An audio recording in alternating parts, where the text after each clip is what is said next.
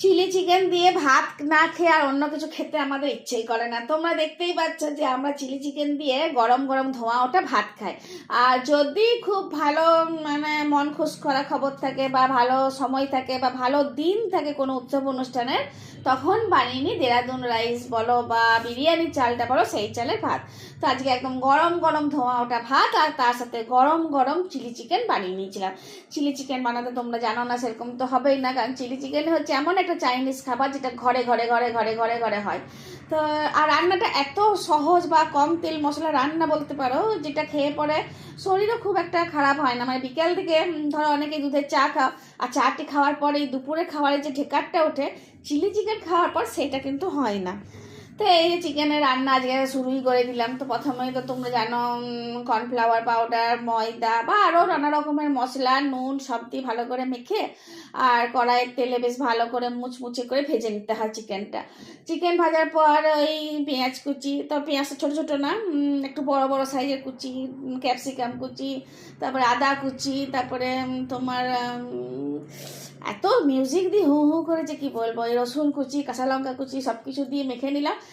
এই মেখে না ভেজে নিলাম, সব কিছু ভেজে নেওয়ার পর সস দিয়ে দিলাম। কিন্তু ওই একটা কথা তোমরা তো জানোই, আমি যখন কিছু রান্না করি তখন সেখানে কিছু না কিছু থাকে না, এই জিনিসটা থাকে।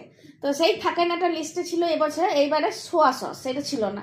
তো যাই হোক, সোয়া সস ছাড়াই টমেটো সস দিয়ে তোমার এটা রান্নাটা করলাম। তবে সম্ভব টমেটো সসটা সেই সুইট অ্যান্ড সাওয়ার টমেটো সসটা নিয়েছিলাম, যার জন্য খেতে আরও ভালো হয়। আর বেশ ঝাল ঝাল করেছিলাম যাতে খেতে ভালো লাগে ধোঁয়া ওটা ভাতের সাথে। আর আমাদের ঘরে চিলি চিকেন মানে কিন্তু ভাতটাই হয়, আমরা কোনো ফ্রাইড রাইস রুটি পরোটার সাথে খাই না। কারণ বাবা যখন বেঁচে ছিল আর কি, তো চিকেন আনলে বাবা বলতো যে পিউ তাহলে চিকেনের টক কর।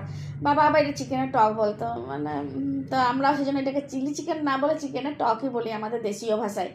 তো এই চিলি চিকেনের সাথে গরম ধোঁয়াটা ভাত আমাদের খেতে তো খুবই ভালো লাগে, আর আমরা আজকে খুব ভালোভাবে খেয়েওছি। ভেবেছিলাম বেগুন ভাজবো, কিন্তু সেটা করতে পারিনি সময়ের অভাবে। তো এইটা দিয়েই আমাদের সকাল দুপুরে খাওয়া দাওয়া হলো। আর তোমরা কি বলবে আমার এই খাওয়া দাওয়া দেখে জানি না। যদি ভালো লাগে তাহলে এই তো সামনে উৎসবের তোমার উৎসব শুরুই হয়ে গেল, ধরো একটা ওই ক্রিসমাস নিউ ইয়ার। তো তখন যদি খুব সহজে একটা রান্না করতে হয়, ঠান্ডাও তো বেশ ভালোই পড়েছে, তাহলে চিলি চিকেনের সাথে যদি ফ্রাইড রাইস বা রুটি পরোটা করতে না পারো, তাহলে গরম ভাত এমনি চালেরই হোক ভালো চালেরই হোক করে একবার খাও, তাহলে বুঝতে পারবে যে আমি কেন খাই। তাহলে ভালো লাগলে অবশ্যই লাইক শেয়ার কমেন্ট করতে ভুলো না। ধন্যবাদ।